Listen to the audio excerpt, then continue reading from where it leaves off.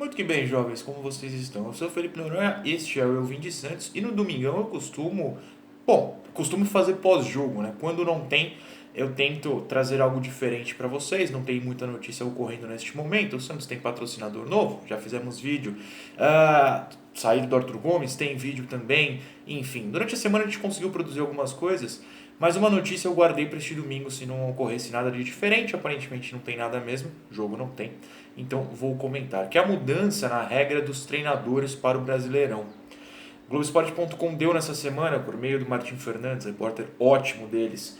Brasileirão terá limite para a troca de técnicos em 2021. Um resumo muito simples. Cada time só pode ter 2 treinadores e só pode demitir um antes de contratar um outro. Entendeu? Só pode demitir um. Se demitir 2, você não pode contratar um terceiro técnico. Você vai ter que se virar com o que tem como auxiliar. Enfim, você pode subir quem você quiser, mas tem que ser um contratado do clube já. Ao mesmo tempo, os técnicos também só podem pedir demissão uma vez, não pode sair trocando de clube toda hora. Trocou uma segunda vez já não pode. A regra é muito interessante. Claro, entre minhas pesquisas, eu fui assistir, por exemplo, o vídeo do Biratã Leal, um grande parceiro, um grande canal, e ele explica muito bem essa situação, que na verdade mesmo, não muda muita coisa, né? Tem umas colunas no UOL também, falando que juridicamente você consegue dar uma certa burlada nessa regra, mas aqui, como acaba sendo um canal meio específico sobre o Santos, meio específico não, acaba sendo específico sobre o Santos, eu vou tentar trazer para esse lado também. A pergunta é, muda a vida do Santos essa regra de só poder demitir um técnico? E a resposta é muito simples. Na real, não muito. Para não cravar um não, eu diria que não muito.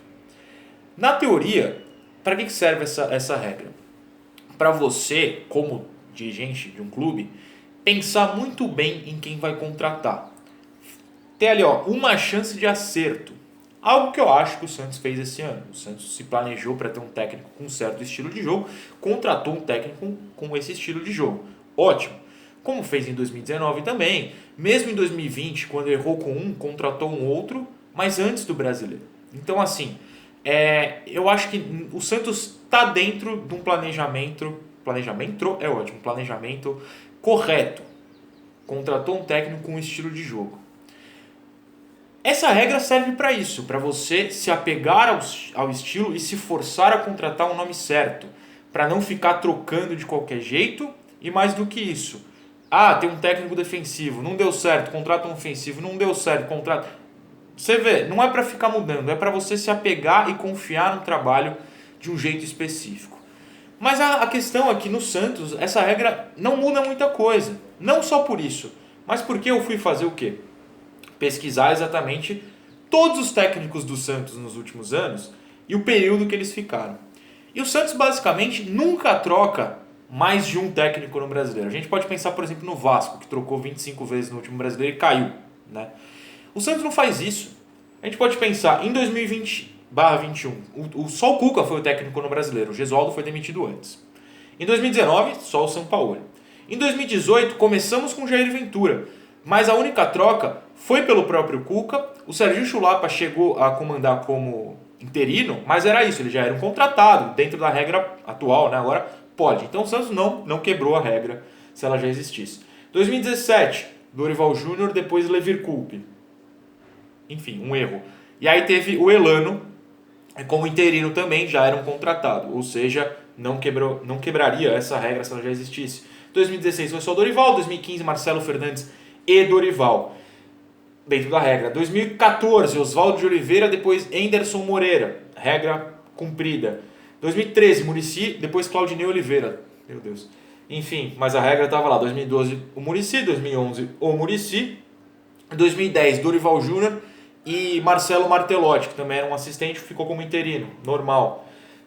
Já deu uma década nisso. Mas em 2009, Wagner Mancini, depois Luxemburgo, dentro da regra. 2008, o Leão, Cuca e depois o Márcio Fernandes. Mas o Márcio Fernandes, apesar de ter sido efetivado, era auxiliar. Então também não teria quebrado a regra. 2008, meu Deus do céu. Enfim, 2007 só o Lucha, 2006 só o Lucha também, 2005 Quase, mas o Oswaldo de Oliveira, apesar de ter sido o treinador de 2005, não foi no Brasileiro, ele foi demitido ainda no Paulista. Então fomos só com Galo e Nelsinho Batista. Depois o Chulapa interino, não teria quebrado a regra. 2004 só o Lucha, 2003 só o Leão, 2002 também só o Leão. Enfim, já sacaram que assim, o Santos não costuma ter mais de 2 treinadores no mesmo Brasileiro, a não ser que caia o segundo e venha um cara que já estava lá como auxiliar, que fique como interino. Então, na prática, eu voltei 20 anos no tempo aqui, na prática, o Santos não costuma quebrar essa regra.